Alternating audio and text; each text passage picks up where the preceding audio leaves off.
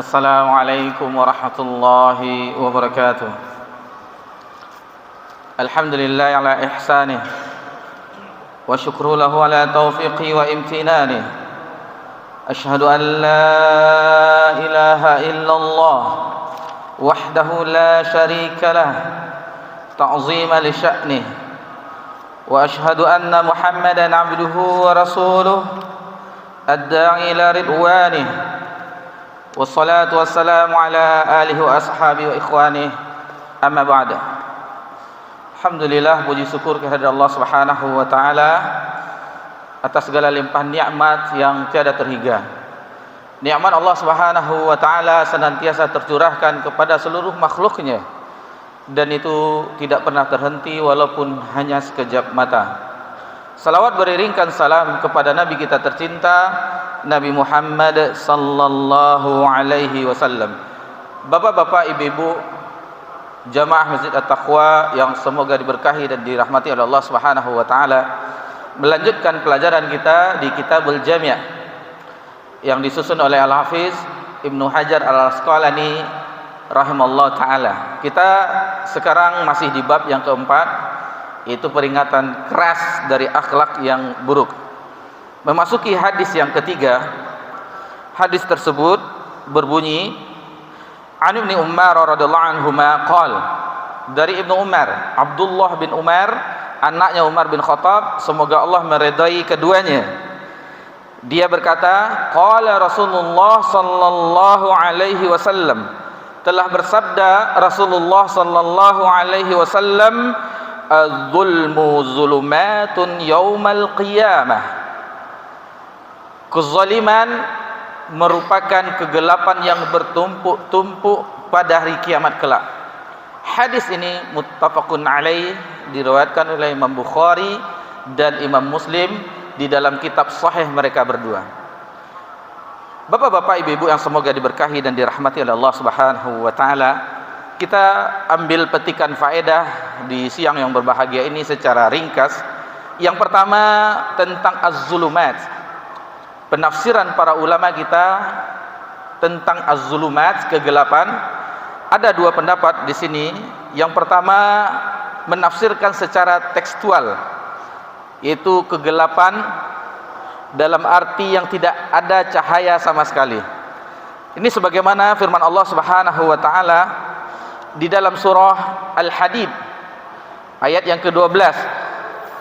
Allah Subhanahu wa taala berfirman, a'udzubillahi minasyaitonir rajim, yauma taral mu'minina wal mu'minati yas'a nuruhum baina aydihim wa bi aymanihim. Yaitu pada hari engkau melihat kaum mukminin dan mukminat yang cahaya mereka bersinar di hadapan mereka dan dari samping sebelah kanan mereka. Lalu dikabarkan kepada mereka, busyrakumul yauma jannatun tajri min tahtiyal anhar khalidina fiha, yaitu diberi kabar kepada mereka dengan surga yang mengalir sungai di bawahnya. Juga di firman Allah Subhanahu wa taala di ayat yang lain, yakni dalam surah At-Tahrim di ayat yang ke-8, itu sama maknanya, yaitu kegelapan yang secara tekstual, di mana Allah Subhanahu wa taala menyebutkan di sini, nuruhum yas'a baina aydihim wa bi aymanihim yaquluna rabbana atmim lana nurana waghfir lana. Jadi cahaya mereka bersinar di hadapan mereka dan juga di sebelah kanan mereka. Jadi mereka berkata, orang-orang yang diberi cahaya tersebut di hari kiamat, mereka berdoa kepada Allah Subhanahu wa taala, Rabbana atmim lana nurana. Ya Allah, sempurnakanlah bagi kami cahaya kami, waghfir lana, dan ampunilah kami, innaka ala kulli syai'in qadir.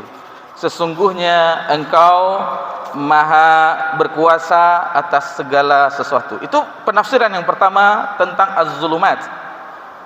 Yang penafsir yang kedua disebutkan oleh sebagian ulama yang lainnya adalah kesulitan yang amat sangat, karena kondisi inilah yang akan dihadapi oleh orang-orang zalim di hari kiamat.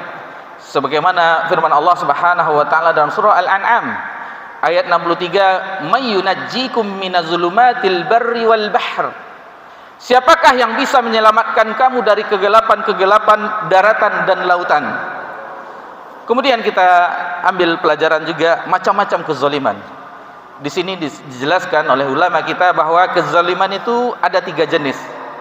Yang pertama, kezaliman yang berkaitan dengan Allah Subhanahu wa taala, yaitu berbuat kufur, di mana Allah Subhanahu wa taala berfirman, "Wal kafiruna humuz zalimun."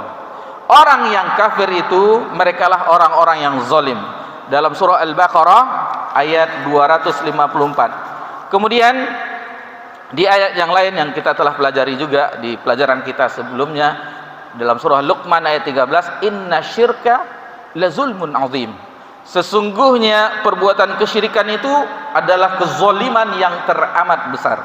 Itu kezaliman terhadap Allah Subhanahu wa taala. Kemudian yang kedua, kezaliman terhadap diri sendiri, yaitu dengan mengikuti hawa nafsu. Mengikuti hawa nafsu sehingga akhirnya terperosok melakukan kemaksiatan. Lalu yang ketiga, zalim yang terhadap orang lain, melakukan kezaliman terhadap orang lain. Dan inilah kezaliman yang sangat berbahaya. Kezaliman yang sangat berbahaya. Misalnya memakan harta orang lain secara batil, atau menjatuhkan harga diri seorang, namimah, ghibah dan segala macamnya, merendahkan, menghina orang lain. Ini tidak boleh. Ini tidak boleh di dalam agama kita. Dan ini disebutkan oleh Ummul Mukminin Aisyah radhiyallahu anha yang maknanya ada 3 catatan seorang hamba nanti di hari kiamat. Ini diriwayatkan oleh Imam Ahmad dalam musnadnya secara maknanya. Yang pertama, catatan dosa yang tidak dipedulikan oleh Allah Subhanahu wa taala sama sekali. Yang kedua, catatan dosa yang tidak ditinggalkan oleh Allah sama sekali. Yang ketiga, catatan dosa yang tidak diampuni oleh Allah Subhanahu wa taala sama sekali. Adapun catatan yang tidak diampuni oleh Allah Subhanahu wa taala, sebagaimana yang kita ketahui tadi dan kita singgung juga, inna syirka lazulmun azim. Namun di ayat yang lain dalam surah Al-Maidah, Allah Subhanahu wa taala berfirman, "May yusyrik billah faqad harrama alaihil jannah." Barang siapa yang melakukan kesyirikan, menyekutukan Allah, maka haram baginya surga. Ini yang tidak diampuni oleh Allah Subhanahu wa taala. Adapun catatan yang dosa yang tidak dipedulikan oleh Allah sama sekali, yaitu tentang seseorang berdosa terhadap Allah, seperti dia mungkin melalaikan salat, meninggalkan salat, tidak berpuasa. Itu terserah Allah, apakah Allah akan ampuni atau nanti dihisab atau dibalas, itu sesuai dengan kehendak Allah Subhanahu wa taala. Adapun yang tidak ditinggalkan sama sekali adalah catatan bagi yang melakukan kezaliman terhadap orang lain. Itu makanya ada hukum bagi hukum had di agama kita, yaitu qisas, yaitu membalas sesuai dengan semisalnya. Meskipun diperdebatkan riwayat yang baru saja kita sebutkan tadi, seperti Imam Hakim ini mensahihkan, adapun Imam Az-Zahabi dia menganggap ini dhaif. Sebagaimana peneliti hadis yang lainnya, Syekh Albani juga menganggap ini dhaif sanadnya. Akan tetapi maknanya benar. Komentar beliau, semoga ini bisa menjadi pelajaran bagi kita tentang catatan kita di yaumil kiamah kelak. Adapun bahaya, di antara bahaya kezaliman terhadap orang lain, yaitu bahwasanya kenapa Al-Hafiz Ibnu Katsir membawakan ini pada bab ini, karena ini yang sangat berbahaya. Adapun tentang dosa seseorang terhadap Rabb-nya, Allah Maha Pengampun. Orang yang menzalimi dirinya sendiri dengan tidak melakukan amal kebaikan, mungkin Allah bisa ampuni atau Allah akan azab dia di akhirat. Tetapi yang sangat berbahaya di hari kiamat, yang melupakan kegelapan yang menumpuk-numpuk, sebagaimana hadis yang kita bahas di siang yang berbahagia ini, adalah terhadap orang lain, kezaliman yang terhadap orang lain. Ini kita bawakan sedikit beberapa dalilnya. Di antaranya pesan Nabi SAW ketika haji wada. Haji wada, Nabi SAW berkhutbah, fa inna dima'ukum wa amwalakum wa a'radakum bainakum haramun alaikum. Haramun alaikum. Sesungguhnya hartamu, sesungguhnya darahmu, hartamu dan kehormatan di antaramu haram. Sebagaimana haramnya bulan ini, yaitu bulan Zulhijjah, haramnya tempat ini, yaitu di Arafah. Jadi inilah pesan Nabi SAW di antara pesan terhadap umatnya di Haji Wada. Kemudian di dalam hadis qudsi Allah Tabaraka wa Taala berfirman, "Ya ibadi, wahai hambaku, inni haramtu zulma ala nafsi wa ja'altuhu bainakum muharraman fala tazalamu." Wahai hambaku, sesungguhnya aku mengharamkan terhadap diriku kezaliman dan aku menjadikannya di antaramu yaitu sesuatu yang haram. Fala tazalamu, maka janganlah saling berbuat zalim. Hadis ini diriwayatkan Imam Muslim dalam sahihnya. Kemudian bagi orang yang menggeser-geser ini masalah tanah, dan ini banyak kasusnya, yang menggeser patokan batas tanah, diancam oleh Nabi SAW, la'ana man ghayyara manaral ard. Laknat Allah bagi orang, Allah melaknat, Nabi SAW melaknat orang yang memindahkan batas-batas patokan tanah. Ini banyak kasus yang kita saksikan, terutama bagi tanah-tanah yang tidak diurus di Rimbo Panjang atau di tempat yang lainnya, banyak sekali yang sertifikatnya pun bertumpuk-tumpuk, banyak pemiliknya. Dan ini diancam di dalam hadis ini. Itu salah satunya. Kemudian hutang, ini yang berbahaya, dan kita semuanya adalah pelaku hutang piutang, pedagang atau yang lainnya, ini berbahaya. Jangankan untuk tidak membayar hutang, menundanya saja tidak boleh dalam agama kita. Sebagaimana Nabi sallallahu alaihi wasallam bersabda, "Matlul ghani zulm." Orang yang mampu membayar hutang tetapi menundanya, itu adalah bentuk kezaliman. Menunda membayar hutang aja kezaliman, apalagi tidak membayarnya sama sekali. Kemudian bagaimana agama kita ini, jangankan terhadap sesama, juga tidak boleh berbuat zalim terhadap hewan, tumbuhan, dan seluruh alam. Kita mengetahui bagaimana Allah Subhanahu wa Ta'ala memasukkan ke dalam neraka seorang wanita yang memelihara kucing yang tidak memberi makan. Dia mengurungnya tetapi tidak diberinya makan, diancam dengan neraka. Kemudian kita mengetahui di akhirat kelak, sesama hewan, kambing yang tidak bertanduk dengan yang bertanduk nanti diadili di akhirat. Yang satu bertanduk, yang satu tidak bertanduk, itu diadili nanti di akhirat. Lalu bagaimana sesama manusia, masalah darah, masalah kehormatan, masalah harta, ini sangat berbahaya. Inilah yang dimaksudkan kezaliman yang bertumpuk-tumpuk di hari kiamat. Dan dari sini kita mengetahui bahwasanya indahnya agama kita. Wa ma arsalnaka illa rahmatan lil alamin. Tidaklah kami mengutus engkau wahai Muhammad melainkan rahmat, kasih sayang bagi alam semesta.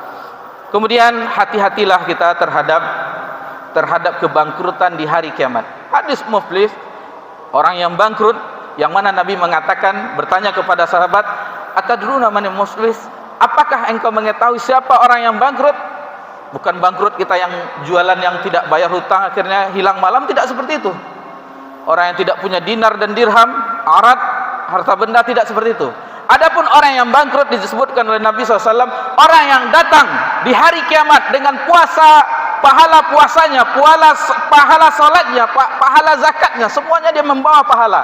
Akan tetapi dia memukul si fulan, dia menggibah si fulan, dia menjatuhkan kehormatan si fulan, si fulanah juga bagi yang wanita muslimah. Maka di hari kiamat kelak amalnya diambil untuk orang yang dizalimi tersebut.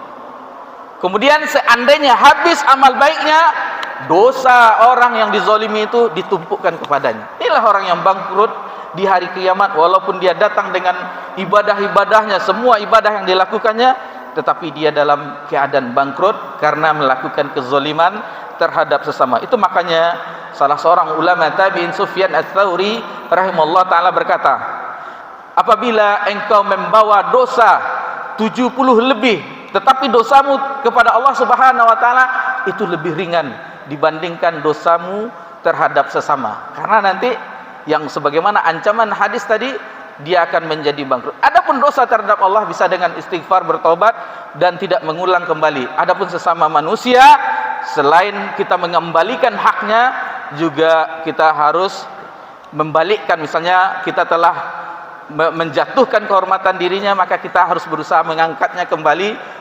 Harus kita di zaman media misalnya, harus kita umumkan di media kembali bahwasanya saya telah melakukan kesalahan terhadap si fulan atau si fulanah, maka bisa klarifikasi kembali. Demikian saja yang bisa kita bahas karena waktu yang begitu singkat.